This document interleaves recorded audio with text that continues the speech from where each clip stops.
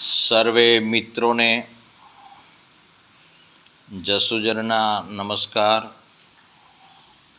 શ્રાવણ માસના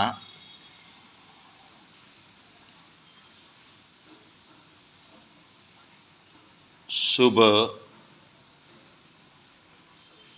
પવિત્ર તહેવારમાં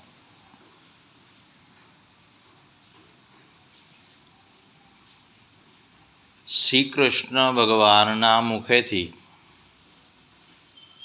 શ્રી અર્જુનને ઉપદેશ આપતા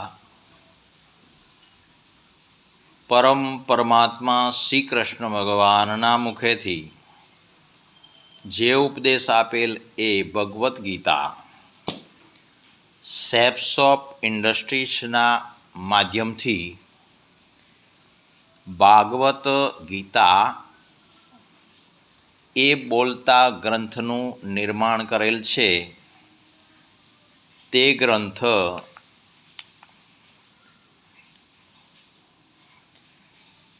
ના માધ્યમથી શ્રાવણ માસના પવિત્ર દિવસે, જ્યારે શ્રાવણ માસમાં આવતીકાલે શ્રી કૃષ્ણ ભગવાનનો જન્મોત્સવ મનાવવાનો છે, તે પૂર્વે આપણે આજે શ્રી કૃષ્ણ ભગવાનની ભગવદ્ ગીતાનું બોલતો જે ગ્રંથ છે એનું વિમોચન કરવામાં આવશે. તમામ હરિભક્તો, તમામ દેશવાસીઓ અને વાલા એવા નાગરિકો, ધર્મપ્રેમી ભાઈઓ, બહેનો, માતાઓ, વડીલો, બાળકો આ ડિજિટલ ગ્રંથના માધ્યમથી જે બોલતો ભગવદ્ ગીતા ગ્રંથ છે એનું થોડી વારમાં પ્રસારણ કરવામાં આવશે. તો સર્વેને આ પ્રસારણ સાંભળવા વિનંતી કરું છું. વંદે માતરમ. ભારત માતા કી જય. જય શ્રી કૃષ્ણ. જગતગુરુ શ્રી કૃષ્ણ ભગવાનને વંદન કરું છું. સર્વે હરિભક્તોને જસુજનના નમસ્કાર. પ્રથમ આપણે ગણપતિ દાદાનું શ્રવણ કરીશું.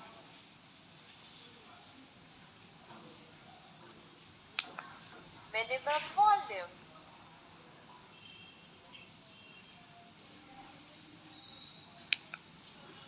Time for music.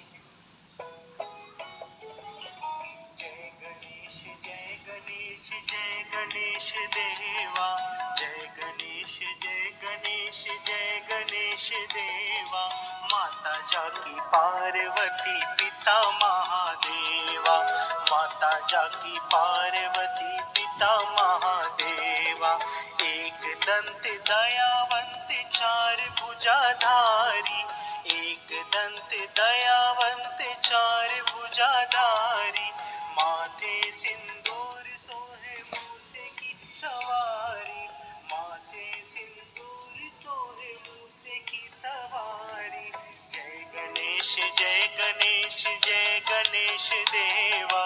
माता जाकी पार्वती पिता महादेवा, माता जाकी पार्वती पिता महादेवा. अंधन को आँख देत कोढ़िन को काया, अंधन को आँख देत कोढ़िन को काया. बांझन को पुत्र देत निर्धन को माया, बांझन को पुत्र देत निर्धन को माया. हार चढ़े फूल આપ શ્રી ભગવદ્ ગીતા બોલતા ગ્રંથનું દર્શન કરી રહ્યા છો. આ પુષ્ઠ છે શ્રી કૃષ્ણ ભગવાનનું પ્રથમ પુષ્ઠ છે. પીપળાના પાનનું દર્શન કરી રહ્યા છો. આપ યુદ્ધમાં શ્રી કૃષ્ણ ભગવાને પોતાનો શંખ વગાડી શંખનાદ કર્યો છે એ દ્રશ્ય જોઈ રહ્યા છો. તમામ અર્જુન યોદ્ધાઓ ચેપ્ટર 1 શ્રી કૃષ્ણની લીલા તમામ પૃષ્ઠ જોઈ રહ્યા છો. બોલતો ભગવદ્ ગીતા ગ્રંથ છે. શ્રી કૃષ્ણ ભગવાને શંખનાદ કરે છે. અર્જુનને ઉપદેશ આપતા શ્રી કૃષ્ણ ભગવાનના દર્શન કરી રહ્યા છો. પ્રથમો અધ્યાય ચેપ્ટર 1 ના દર્શન કર્યા. ચેપ્ટર 1.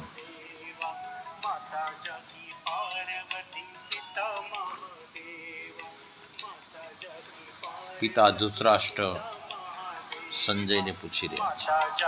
પાર્વતી પિતા મહાદેવા.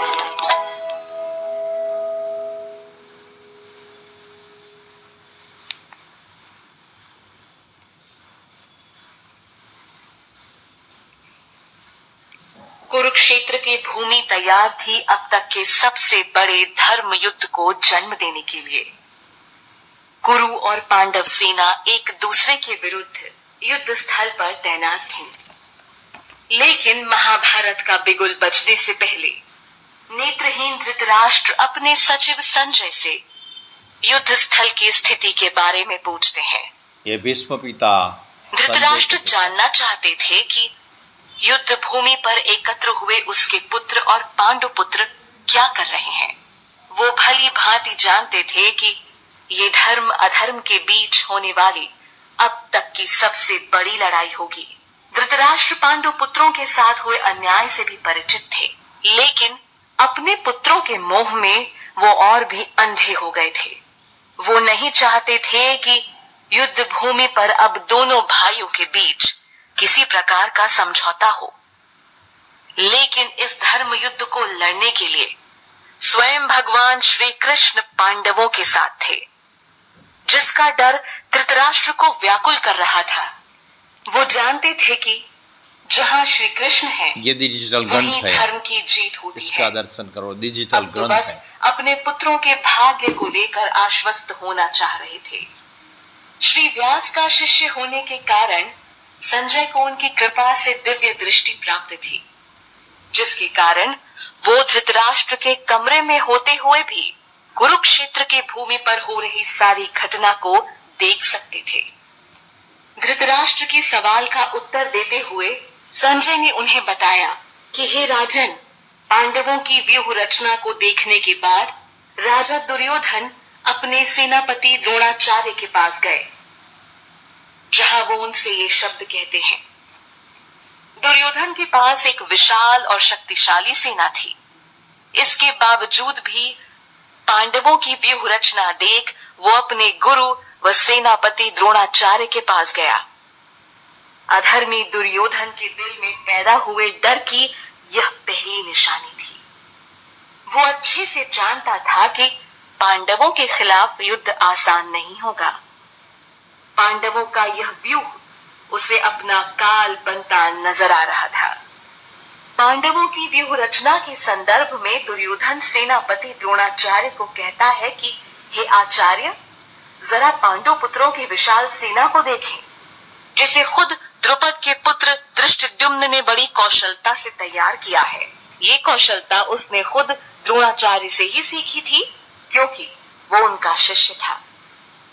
गुरु शिष्य रिश्ते के कारण ही द्रोणाचार्य ने धृष्टद्युम्न को पूर्ण युद्ध कौशल सिखाया था. युद्ध तो मूल रूप से पांडव और कौरव भाइयों के बीच था, लेकिन इस समय द्रुपद के पुत्र की बात छेड़ना भी दुर्योधन की एक चाल थी. वो द्रोणाचार्य को द्रुपद के साथ हुई एक राजनीतिक दुश्मनी की याद दिलाता है. इस दुश्मनी के बाद ही द्रुपद ने द्रोणाचार्य के विनाश के लिए बेटे धृष्टद्युम्न को अग्निकुंड से पाया था.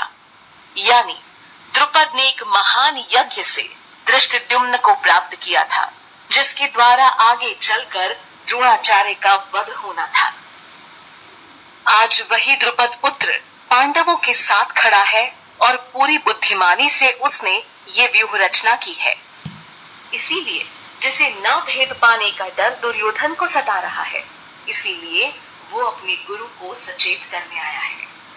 दुर्योधन युद्ध भूमि में सामने खड़ी पांडव सेना को देख उसका वर्णन सेनापति द्रोणाचार्य से करता है. वो द्रोणाचार्य को और भी अच्छे तरीके से समझा देना चाहता है कि आखिर उसके विरोधी कैसे हैं. वो कहता है कि इस सेना में सिर्फ भीम और अर्जुन ही नहीं, बल्कि उनके समान अनेक वीर योद्धा भी शामिल हैं, जैसे महारथी युयुधान, विराट तथा द्रुपद।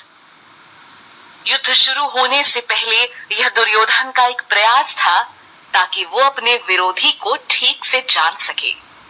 यही युद्ध की कला भी होती है। दुर्योधन अपनी बात को जारी रखते हुए आगे कहता है कि युयुधान, विराट तथा द्रुपद के अलावा पांडव के दल में धृष्टकेतु, चेकितान, कशिराज, पुरुजित, कुंतीभोज तथा शैव्य जैसे महान योद्धा भी शामिल हैं। कहीं ना कहीं वो अपने सेनापति को इन सब के प्रति सचेत करना चाह रहा है। पांडव की सेना के बारे में दुर्योधन बताता है कि इसमें पराक्रमी युद्धामन्यु, शक्तिशाली उत्मौजा, सुभद्रा का पुत्र तथा द्रौपदी के पुत्र जैसे महारथी शामिल हैं। इस तरह वो विरोधी सेना दल की एक समीक्षा अपने सेनापति के सामने रखता है। इसके पीछे दुर्योधन की एक खास कूटनीति छिपी है जो आगे के श्लोक से उजागर होती है। विपक्षी दल को देख समझ लेने के बाद अक्सर व्यक्ति अपनी स्थिति पर भी एक नजर डालता है। यही दुर्योधन ने भी किया।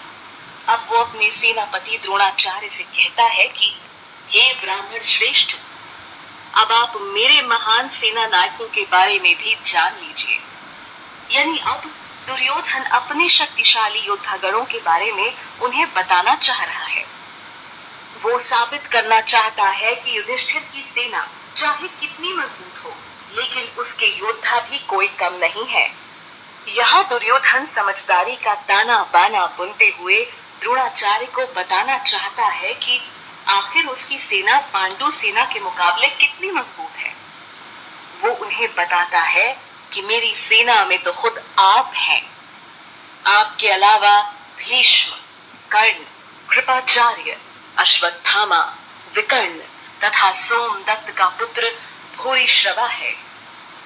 दुर्योधन ने खास तौर पर उन योद्धाओं के नाम बताए जो हमेशा विजयी रहे हैं। लेकिन हैरान करने वाली बात थी कि इन तमाम नामों के बीच दुर्योधन अर्जुन के रथ की कमान संभालने वाले श्री कृष्ण को नजरअंदाज कर गया, जिनके चलते ही वास्तव में उसके साम्राज्य की काया पलटने वाली थी। भगवान कृष्ण के खेल में उन्हीं को हरा पाना असंभव है। हाँ, पर प्यार के आगे वो खुद हारने को तैयार हो जाते हैं। बता दें कि दुर्योधन सारे मौके गंवा चुका था। श्री कृष्ण के समझौते को ठुकरा कर ही आज वो महाभारत के रण में खड़ा था। लेकिन इसके बावजूद भी वो खुद को बहुत शक्तिशाली मान रहा था। वो अपनी सेना का परिचय देने के साथ यह भी कहता है कि मेरी सेना में ऐसे अनेक शूरवीर हैं जो मेरे लिए अपनी जान भी दे सकते हैं। वे सभी युद्ध विद्या में माहिर हैं और उसके साथ ही उनके पास कई प्रकार के हथियार हैं।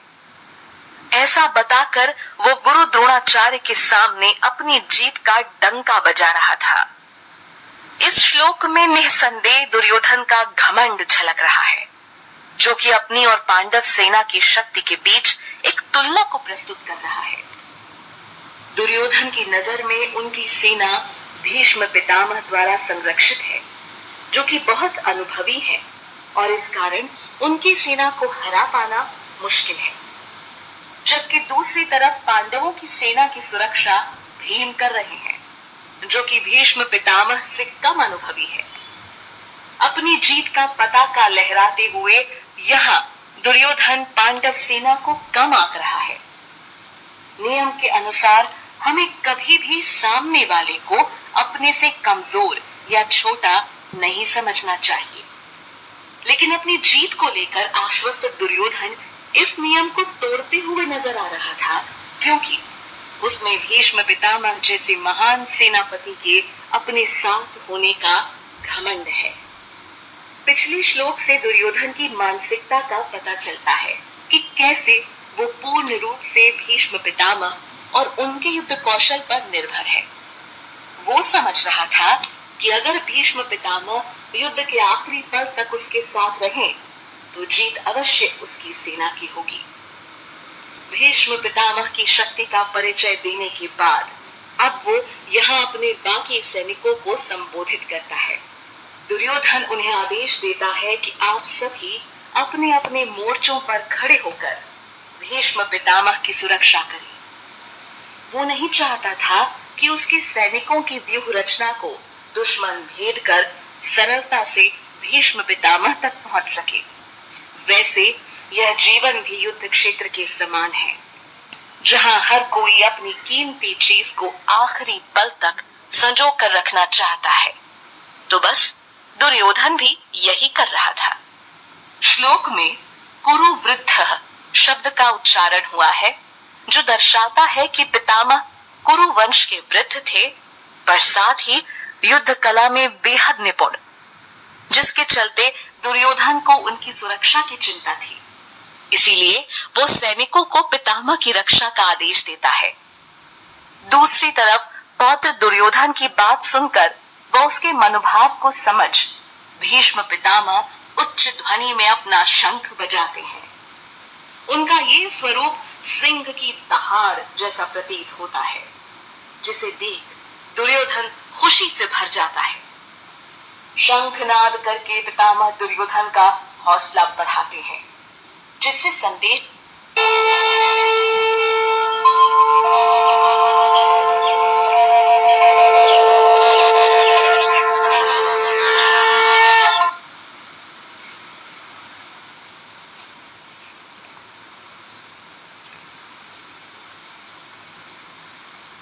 धर्मक्षेत्रे कुरुक्षेत्रे